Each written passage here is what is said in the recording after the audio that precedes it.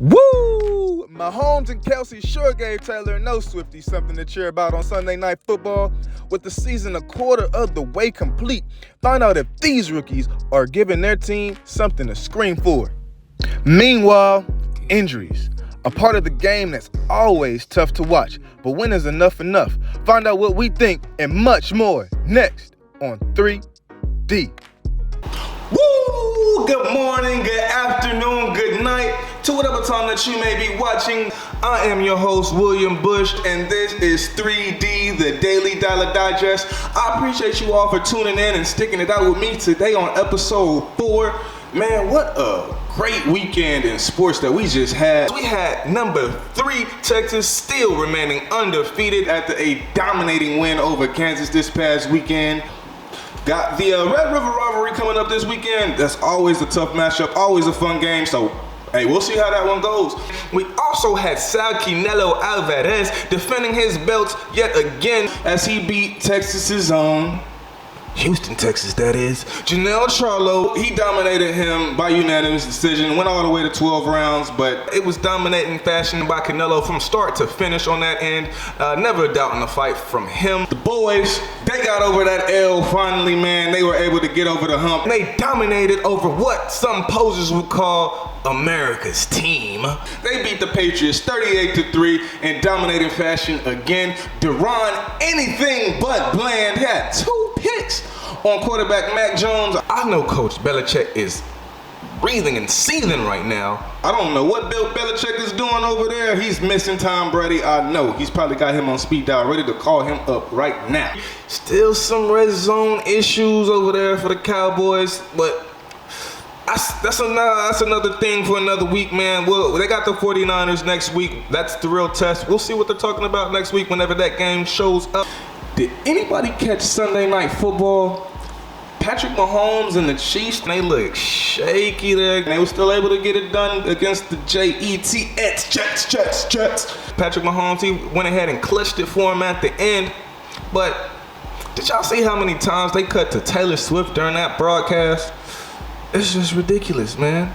We want to watch football.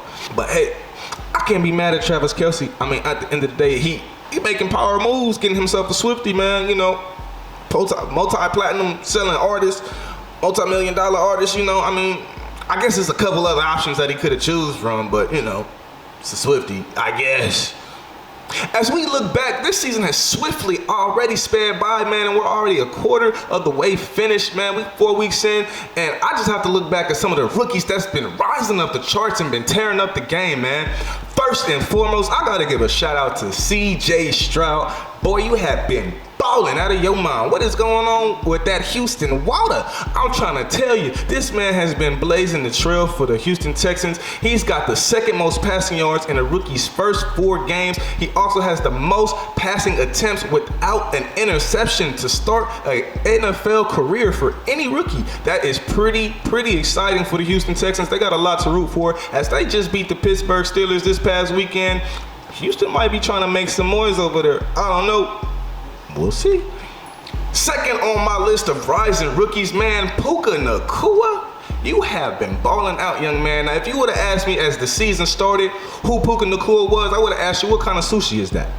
But, boy, you have been balling out in place of Cooper Kupp. You've stepped up big. You have the most receiving yards in a receiver's first 4 games in NFL history. Man, that is more than Calvin Johnson. That is more than Justin Jefferson. That's more than Randy Moss, man. That is more than CeeDee Lamb. You have been balling out Puka Nacua in place of Cooper Kupp. Keep up the great work, young man. And last but not least on this list, man, I wanted to put my Texas boy Bijan Robinson on this thing, but Devin A. Kane, that's how you said you pronounce it, but man, they should call you A-Train. The way the Dolphins have been riding you to victory, man. You have looked great. You have over 300 rushing yards. You have 4 touchdowns. You have been dominating. Although you guys lost this past weekend, still 2 touchdowns for you, man. Keep up the great work, man.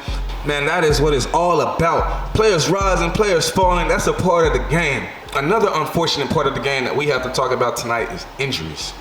Injuries are an unfortunate part of the game, but it's a real part of the game, man. We just had Tre'Davious White, who went down this past weekend with a torn Achilles. This is unfortunately one of his second lower extremity injuries that happened to him in like the past 3 years.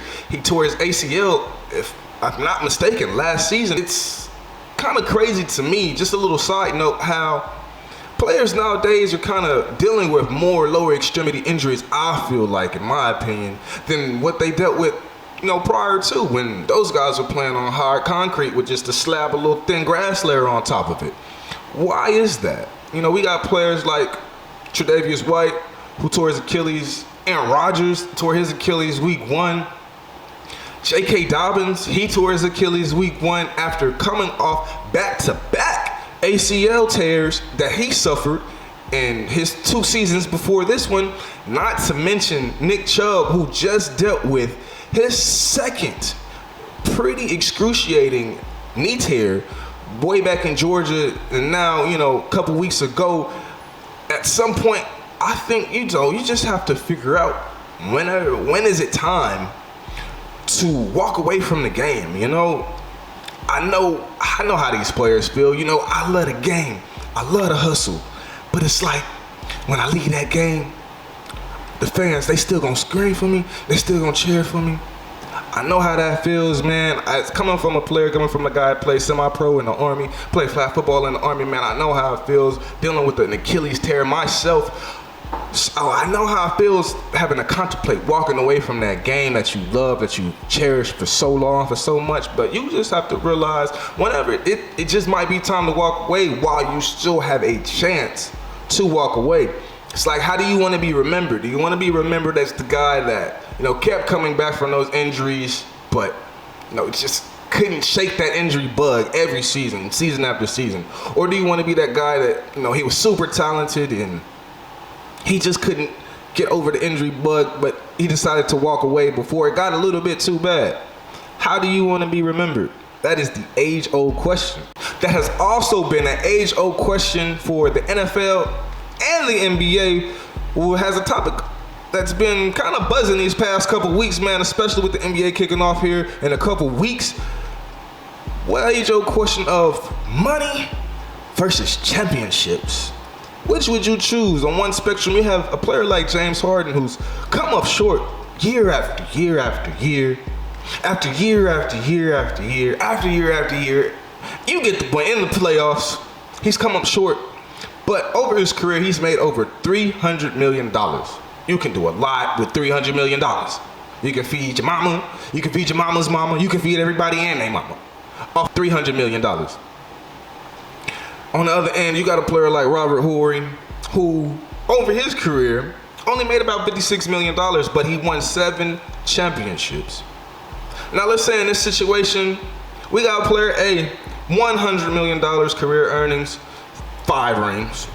You got James Harden's career, you got 0 rings, $300 million.